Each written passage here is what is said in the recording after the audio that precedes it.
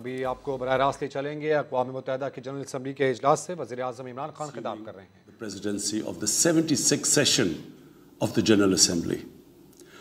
I also wish to express appreciation for the significant achievements of your predecessor, Volkan Bozkır, who guided the Assembly skillfully under the difficult circumstances imposed by the COVID-19 pandemic.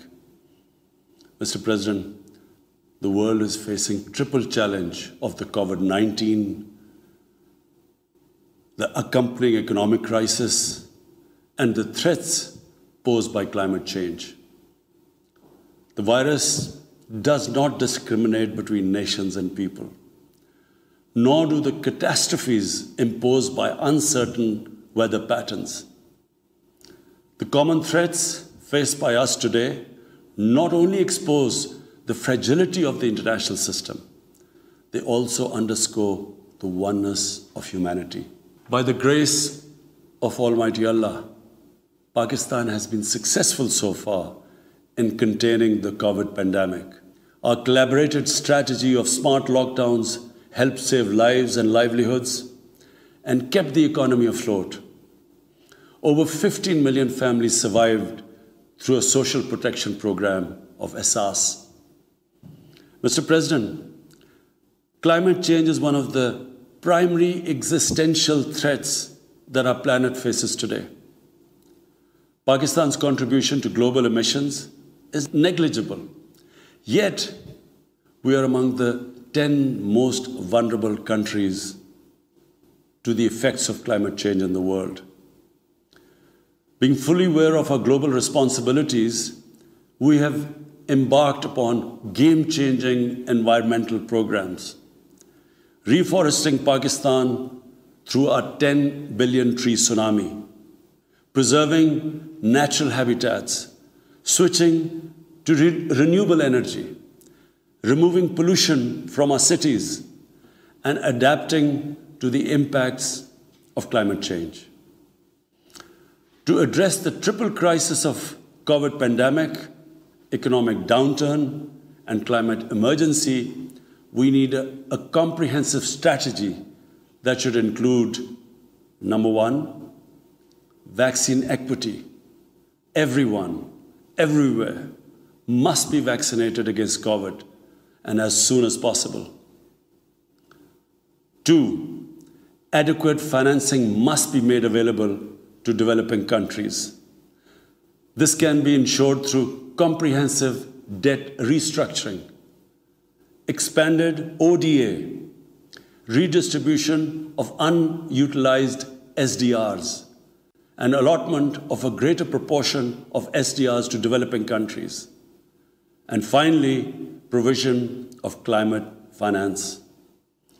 Three, we must adopt clear investment strategies which help alleviate poverty, promote job creation, build sustainable infrastructure, and of course, bridge the digital divide. I propose that the Secretary General convene an SDG summit in 2025 to review and accelerate implementation of sustainable development goals. Mr. President, because of the plunder of the developing world by their corrupt ruling elites, the gap between the rich and the poor countries is increasing at an alarming speed. Through this platform, I've been drawing the world's attention towards the scourge of illicit financial flows from developing countries. The Secretary General's high-level panel of financial accountability, transparency, and integrity, called the Fact-Eye Panel, has calculated that a staggering $7 trillion in stolen assets are parked in financial haven destinations. This organized theft and illegal transfer of assets has profound consequences for the developing nations. It depletes their already meager resources, accentuates the levels of poverty, especially when laundered money puts pressure on the currency and leads to its devaluation. At the current rate, when the fact-type panel estimates that $1 trillion every year is taken out of the developing world, there will be a mass exodus of economic migrants towards the richer nations. What the East India Company did to India, the crooked ruling elites are doing to the developing world, plundering the wealth and transferring it to Western capitals and offshore tax havens. And Mr. President, retrieving the stolen assets from the developed countries is impossible for poor nations. The rich countries have no incentives or compulsion to return this ill-gotten wealth. And this ill-gotten wealth belongs, remember, to the masses of the developing world. I foresee in the not-too-distant future, a time will come when the rich countries will be forced to build walls to keep out economic migrants from these poor countries. I fear a few wealthy islands in the sea of poverty will also turn into a global calamity like climate change. The General Assembly must take steps meaningfully to address this deeply disturbing and morally repugnant situation, naming and shaming the haven destinations and developing a comprehensive legal framework to halt and reverse the illicit financial flows are most critical actions to stop this great economic injustice. And at a minimum, the recommendations of the Secretary General's fact-type panel should be fully implemented. Mr. President, Islamophobia is another pernicious phenomenon that we all need to collectively combat. In the aftermath of the 9/11 terrorist attacks, terrorism has been associated with Islam by some quarters. This has increased the tendency of right-wing, xenophobic and violent nationalist, extremists and terrorist groups to target Muslims. The UN Global Counter-Terrorism Strategy has recognized these emerging threats. We hope the Secretary General's report will focus on these new threats of terrorism posed by Islamophobes and right-wing extremists. I call on the Secretary General to convene a global dialogue on countering the rise of Islamophobia. Our parallel efforts at the same time should be to promote interfaith harmony, and they should continue. Mr. President, the worst and most pervasive form of Islamophobia now rules India. The hate-filled Hindutva ideology propagated by the fascist RSS-BJP regime has unleashed a reign of fear and violence against India's 200 million Muslim-strong community. Mob lynching by cow vigilantes, frequent pogroms such as the one in New Delhi last year, discriminatory citizenship laws to purge India of Muslims, and a campaign to destroy mosques across India and obliterate its Muslim heritage and history are all part of this criminal enterprise. New Delhi has also embarked on what it ominously calls the final solution for Jammu and Kashmir dispute. It has undertaken a series of illegal and unilateral measures in occupied Jammu and Kashmir since 5th August 2019. It has unleashed a reign of terror by an occupation force of 900,000. It has jailed senior Kashmiri leadership, imposed a clampdown on media and internet, violently suppressed peaceful protest, abducted 13,000 young Kashmiris and tortured hundreds of them. It has extrajudicially killed hundreds of innocent Kashmiris in fake encounters and imposed collective punishments by destroying entire neighborhoods and villages. We had unveiled a detailed dossier on gross and systematic violations of human rights by the Indian security forces in occupied Jammu and Kashmir. This repression is accompanied by illegal efforts to change the demographic structure of the occupied territory and transform it from a Muslim majority into a Muslim minority. Indian actions violate the resolutions of the United Nations Security Council on Jammu and Kashmir. The resolutions clearly prescribe that the final disposition of the disputed territory should be decided by its people through a free and impartial plebiscite held under the UN auspices. India's action in occupied Jammu and Kashmir also violate international human rights and humanitarian laws, including the 4th Geneva Convention, and amount to war crimes and crimes against humanity. It is unfortunate, very unfortunate, that the world's approach to violations of human rights lack even-handedness and even are selective. Geopolitical considerations or corporate interests, commercial interests, often compel major powers to overlook the transgressions of their affiliated countries. Such double standards, and the most glaring in case of India, where this RSS-BJP regime is being allowed to get away with human rights abuses with complete immunity. The most recent example of Indian barbarity was the forcible snatching of the mortal remains of the great Kashmiri leader, Sayyid Ali Shah Gilani, from his family, denying him a proper Islamic funeral and burial in accordance with his wishes and the Muslim tradition. Devoid of any legal or moral sanction, this action has been against the basic norms of human decency. I call on this General Assembly to demand that Sayyid Gilani's mortal remains be allowed to be buried in the cemetery of martyrs with the appropriate Islamic rites. Mr. President, Pakistan desires peace with India as with all its neighbors. But sustainable peace in South Asia is contingent upon resolution of the Jammu and Kashmir dispute in accordance with the relevant United Nations Security Council resolutions and the wishes of the Kashmiri people.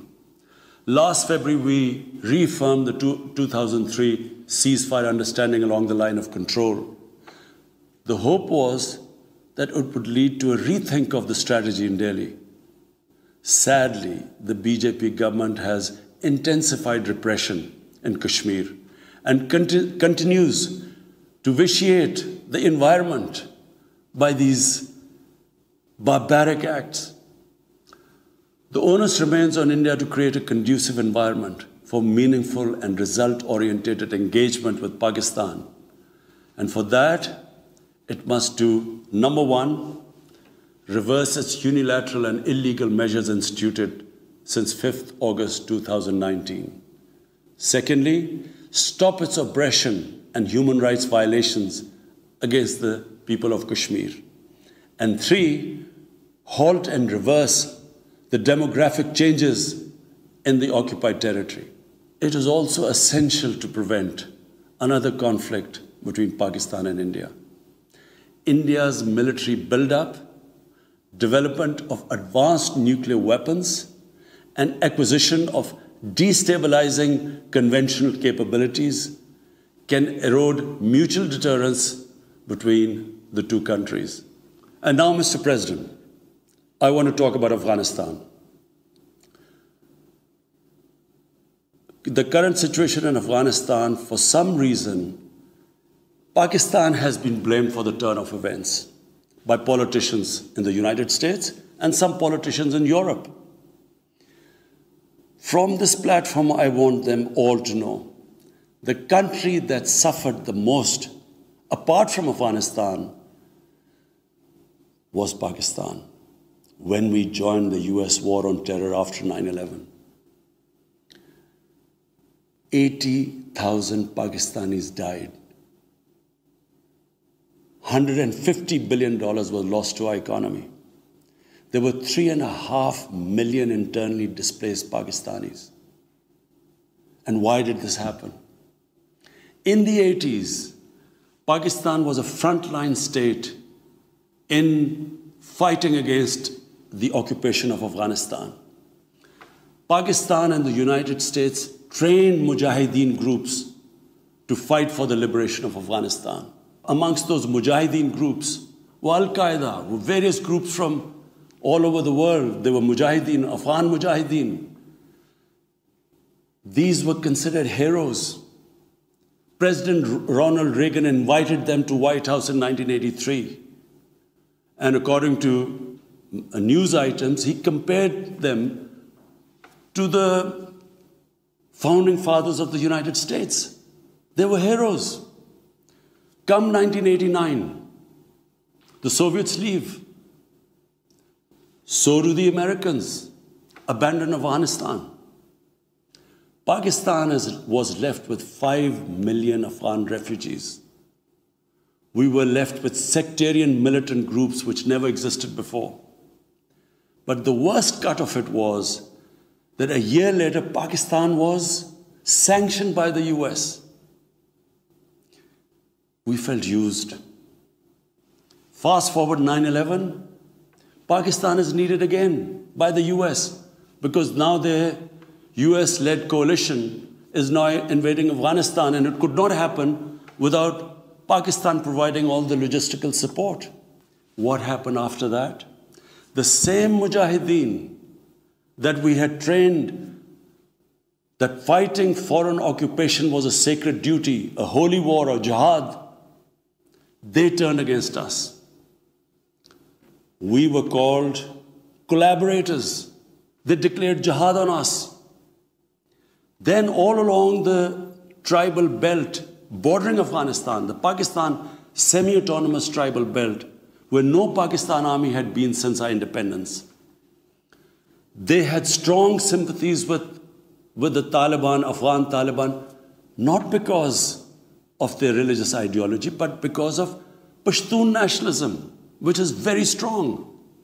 Then there were 3 million Afghan refugees still in Pakistan, all Pashtuns, living in camps, 500,000, the biggest camp, 100,000 camps.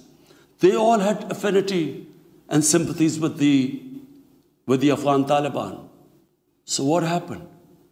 They too turned against Pakistan. For the first time, we had militant Taliban in Pakistan. And they too attacked Pakistan government. When our army went in the tribal areas for the first time in our history, whenever an army goes into civilian areas, there's collateral damage. So there was collateral damage, which multiplied the militants to seek revenge. But not just that. The world must know that in Pakistan, there were 480 drone attacks conducted by the US. 480 drone attacks. And we all know that drone attacks are not that precise. They cause more collateral damage than the militants they are targeting. So, who did the people whose relatives were being killed? Who did they seek revenge? Against Pakistan. Between 2004 and 2014, there were 50 different militant groups attacking the state of Pakistan.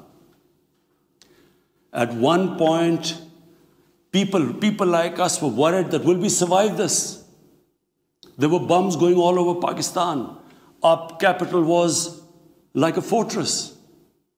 Had it not been for one of the most disciplined army in the world and one of the best intelligence agencies in the world, I think Pakistan would have gone down. So when we hear this at the end, there's a lot of worry about in the US about taking care of the people who helped them, the interpreters and everyone who helped the US. What about us?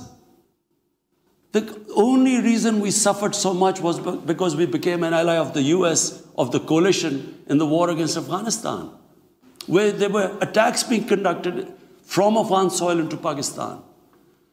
At least there should have been a word of appreciation. But rather than appreciation, imagine how we feel when we are blamed for the turn of events in Afghanistan. After 2006, it became apparent to everyone who understood Afghanistan's history that there would be no military solution in Afghanistan. I went to the US, I spoke to think tanks, I met at the time Senator Biden, Senator John Kerry, Senator Harry Reid. I tried to explain to them that there would not be any military solution and political settlement was the way to go forward. No one understood then. And unfortunately, in trying to force a military solution is where US went wrong. And if today,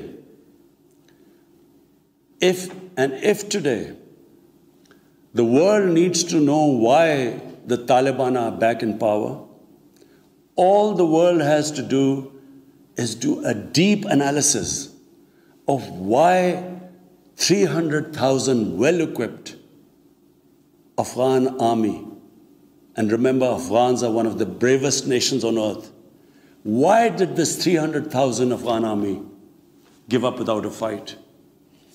The moment a deep analysis of this is done, the world would know why the Taliban are back in power, and it's not because of Pakistan. So, Mr. President, right now, the whole world community should think, what is the way ahead? There are two paths we can take. If we neglect Afghanistan right now, according to the UN, half the people of Afghanistan are already vulnerable.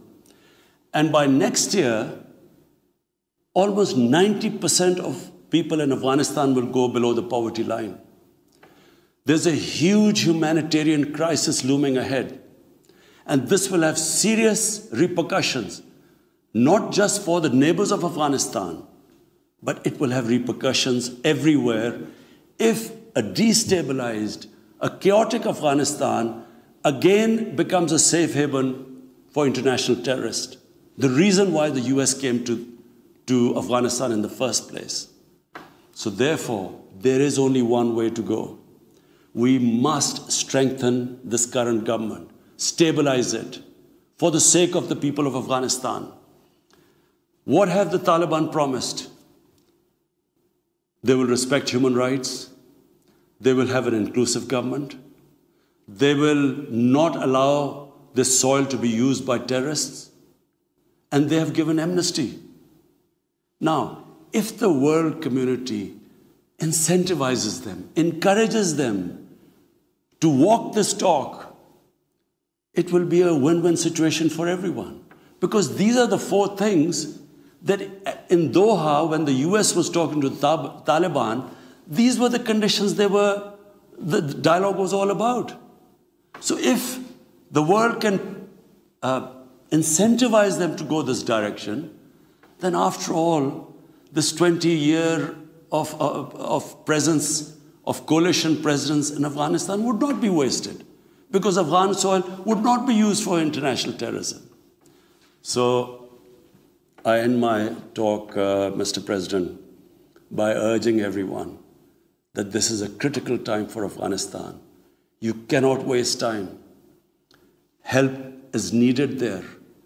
Humanitarian assistance has to be given there immediately. And the Secretary General of the United Nations has taken bold steps. I urge you to mobilize the international community and move in this direction. Thank you. वज़ीर-ए-आज़म इमरान खान अक़वाम मुत्तहिदा की general assembly से खिताब कर रहे थे और ये virtual खिताब था जो कि उनकी जानिब से किया गया। उनकी जानिब से कहा गया इब्तिदा में कि वायरस को कोई कौम नहीं देखता। अल्हम्दुलिल्लाह पाकिस्तान ने कोरोना वायरस पर कामयाबी से काबू पाया। पाकिस्तान ने वबा के दौरान मुआशी बहरान भी पैदा नहीं होने दिया। बाहमी ताउन कोरोना के ख़िलाफ़ हमारी मनसूबाबंदी का महवर है। दुनिया को कोरोना, मुआशी बहरान और माहौलियाती तब्दीलियों जैसे मसाइल का सामना करना पड़ा। मौसमियाती तब्दीली भी दुनिया को दरपेश एक बड़ा चैलेंज है। माहौल के तहफ़्फ़ुज़ के लिए पाकिस्तान अहम इक़दामात कर रहा है। वज़ीर आज़म की जानिब से ऐसा भी कहा गया कि मौसमियाती तब्दीली भी दुनिया के लिए एक बड़ा ख़तरा है। मनी लॉन्ड्रिंग से गरीब मुल्कों की करेंसी पर दबाव पड़ता है। मुश्तरका चैलेंजेस से निमटने के लिए इंसानियत की बुनियाद पर मुत्तहिद होने की ज़रूरत है। 9/11 के बाद दहशत गर्दी को इस्लाम से जोड़ने की कोशिश की गई। 5 अगस्त 2019 को भारत ने मकबूजा कश्मीर में गैर कानूनी इक़दाम किए। मीडिया और इंटरनेट पर पाबंदियाँ मकबूजा कश्मीर में लगाई गईं। भारत ने गैर कानूनी कब्जा बरकरार रखने के लिए यकतरफा इक़दाम किए। अक़वाम मुत्तहिदा की करारदाद में वाज़ेह लिखा है कि मसला कश्मीर का हल अवाम की राय से होगा। इमरान खान का कश्मीरी रहनुमा सैयद अली गिलानी को भरपूर खिराज अकीदत भी इस मौके पर सामने आया। वज़ीर आज़म की जानिब से ऐसा भी कहा गया कि भारत कश्मीर के जोग्राफिए को तब्दील करना चाहता है। भारत ने तमाम कश्मीरी रहनुमाओं को कैद कर रखा है। अक़वाम मुत्तहिदा भारत को इंसानी हुकूक की पामाली से रोके। सैकड़ों कश्मीरी नौजवानों को मावरा अदालत कत्ल किया गया। भारत ने सैयद अली गिलानी के अहल खाना को नमाज जनाजा में शिरकत से रोका। दहशत गर्दी के हवाले से भी वज़ीर आज़म की जानिब से ऐसा कहना था कि दहशत गर्दी के खिलाफ अमरीकी जंग में अफगानिस्तान के बाद सबसे ज़्यादा नुकसान पाकिस्तान का हुआ। इस जंग में 80,000 पाकिस्तानी शहीद हुए। 80 की दहाई में अफगान महाजरीन को हीरो तस्वुर किया जाता था। दहशत गर्दी को इस्लाम से जोड़ने के बाइस इंतहा पसंदी बढ़ी। तारीख में पहली बार कबायली इलाकों में फ़ौज को जाना पड़ा। अमेरिका ने पाकिस्तान के कबायली इलाकों में 480 ड्रोन हमले किए। सबको मालूम है ड्रोन अटैक से आम लोग भी मरते हैं। ड्रोन हमलों के नतीजे में कबायलियों ने पाकिस्तान से बदला लेने की ठानी। पाकिस्तान दीगर हमसायों की तरह भारत से भी मुस्बत ताल्लुकात का ख्वाह है। सेनेटर जॉन कैरी और जो बाइडन से कहा कि मसले का कोई फौजी हल नहीं। उस वक्त कोई भी मेरी बात सुनने को तैयार नहीं था। इस बात का गहरा तज्जिया करने की ज़रूरत है कि तालिबान दोबारा क्यों आए। 30,000 अफगान फौजियों ने क्यों लड़े बगैर हथियार डाल दिए। 30 लाख अफगान महाजरीन इस वक्त भी पाकिस्तान में मौजूद हैं। वज़ीर आज़म की जानिब से ऐसा कहा गया।